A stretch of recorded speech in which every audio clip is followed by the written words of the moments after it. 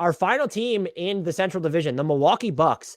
I have them on the notable moves. They drafted Dan Favale's draft day favorite, Marjan Beauchamp, at number 24. Pat Connaughton picked up his $5.7 million player option, and then the Bucks signed him to a 3-year, $28.3 million extension. There's a player option on that final year. This entire deal would take him through his age 33 season. They re-signed Javon Carter to a 2-year vet minimum deal, player option on year 2. Re-signed Wes Matthews to a 1-year vet minimum deal. They signed Joe Ingles to a 1-year, $6.5 million deal. That was the entire mini MLE. They signed Bobby Portis to a 4-year, $48.6 million deal, a player option on year 4. They re-signed Serge Ibaka to a 1-year deal at the veterans minimum. They re-signed Luca Veldoza to an Exhibit 10 contract, and they signed Lindell Winnington to an Exhibit 10 deal. Notable exits, the only one I have, and I was actually surprised, Jordan Nwora remains unsigned as we record this. I feel like I should double check that because I feel like it's like, or triple check it, a signing that I just could have completely have missed. But no, I did not miss it. So yeah, what did you give the Milwaukee Bucks? So this was a C- a month ago, and having lived with it now for a little while, it's a D+. And my official is a D+. I just and like it's kind of unfair because I don't know how we're viewing this team if Chris Middleton is healthy for the balance of the playoffs last year. The biggest issue might not seem as big because so they use their roster, they use their exception on Joe Ingles, right? I love Joe Ingles. I love the idea of Joe Ingles. I have a really hard time imagining him closing games, and maybe that's not going to happen, but he's going to be a significant rotation guy in what I assume is a deep playoff run that, at least to me, I would be disappointed if it didn't include the conference finals, if not the finals. So what you're doing is saying the Wes Matthews, Ingles, Connaughton, Beauchamp, I'm not going to pencil him in for anything, even though I do like him. Maybe not as much as you do, but so I'm smitten. That's how much I'm smitten. Smitten. We're going to play. We used our biggest resource on Joe Ingles, who's coming off a torn ACL. And like this, again, this is what would you have wanted them to do? To me, sign a guy that you think might be able to stay on the floor on either end or on defense. Because offensively, I think he'll probably be fine. The shot's going to be there. He's a great passer. You can use him in pick and rolls. Like you will find uses for Joe Ingles offensively. I don't see him being playable in the biggest minutes against the best teams, and that's all the Bucks should care about. Now, that guy's super hard to find. Like, and maybe the MLE wasn't going to do it, but like, in addition to just, I don't see him healthy being able to occupy that role. Coming off a major injury, I definitely don't see it.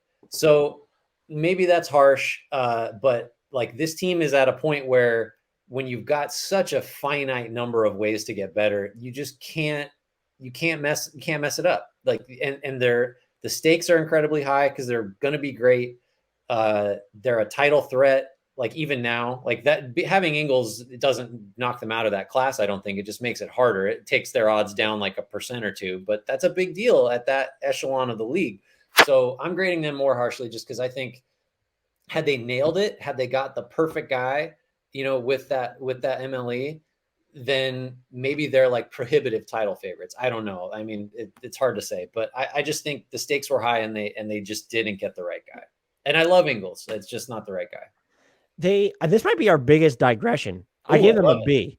Wow. And so the Ingles signing, I was more happy with in the moment than after I munched on it a little bit, because you're right. I don't think he's going to be a part of closing lineups, but I think the shooting and passing will help them a lot on offense, to where if you ever want to go with Giannis as the lone big, you can go Ingles, Middleton, Drew Holiday, Connaughton, and Giannis, and that's a viable lineup at both ends to me.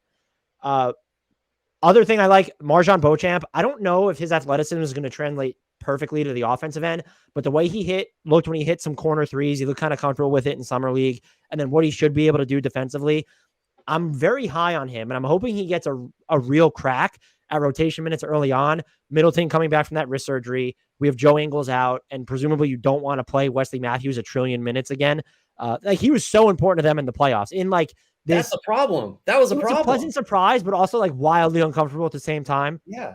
So, but I also liked getting Javon Carter back, like that. Getting West back, I like that. Here are the things that I I straight up did not like. You mentioned that, and I talked to Ty Windish of the Eurostep about this. It doesn't seem like Milwaukee wants more Giannis as the lone big lineups, especially during the regular season, which I can get. I hate the Bobby Portis contract, and I'm well aware. You look at some of the numbers. He and Giannis straight up, the Bucks slayed opponents when they were on the court together.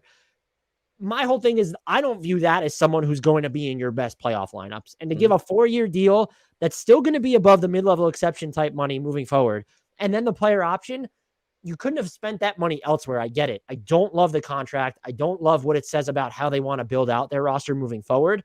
It's uninspiring. It was only the minimum, but like Serge Ibaka didn't play well enough to be like, just pencil him in for a roster spot here.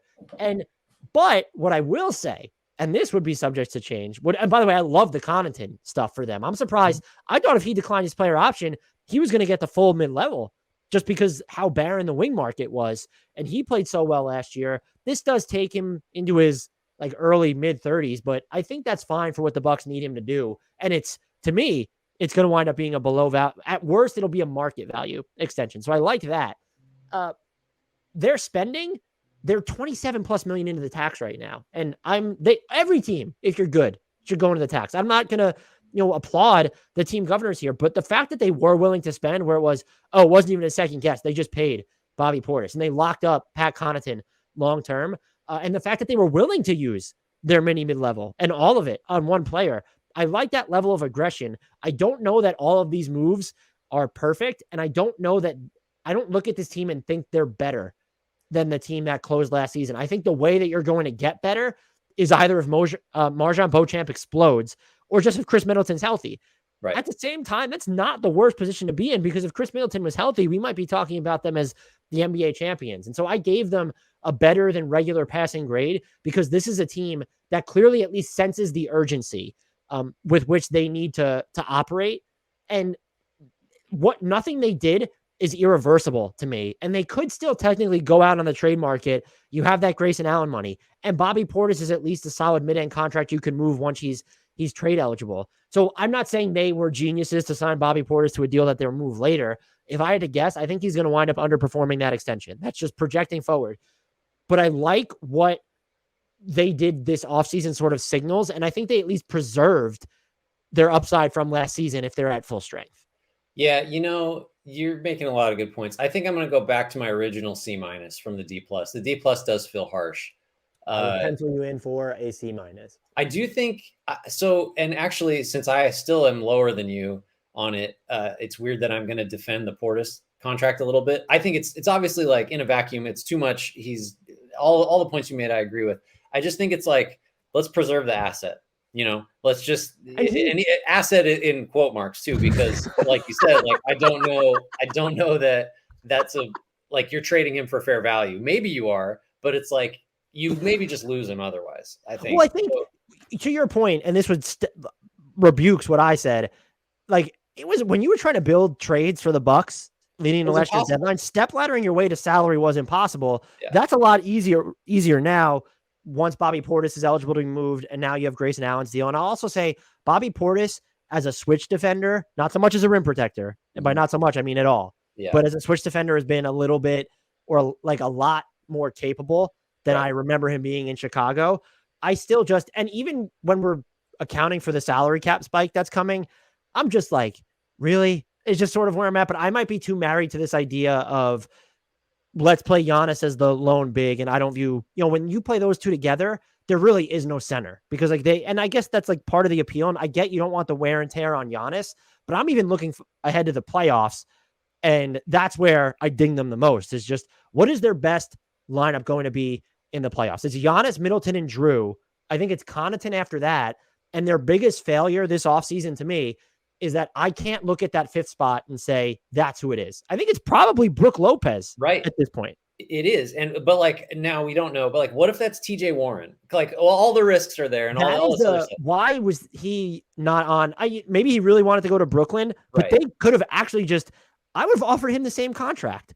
Sure, of course. As they did Ingles, not just they could have instead of Ingles. I totally get that. That's one of the instances where, well, do you know what else they could have done? And it's like, well, would TJ Warren did he really want to go to Brooklyn so badly he would have said no to $5 million more for the 1 year? I don't know. On I a mean, better that's team, the thing. let's be frank. Yeah, no. Again, like I think we both still agree. Like if the Bucks just won the title, like you wouldn't bat an eye. So I mean, it's fine. It just I'm just reiterating. I just wish if it had been TJ Warren, I would have been like, man, they maxed out what they could do with that slot because they got a guy that, in theory, if everything breaks right, is on the court at the end of the finals. You know, that's what I would have liked to have seen. And they didn't make that type of move. They didn't take that type because Joe Ingles probably isn't that player. No.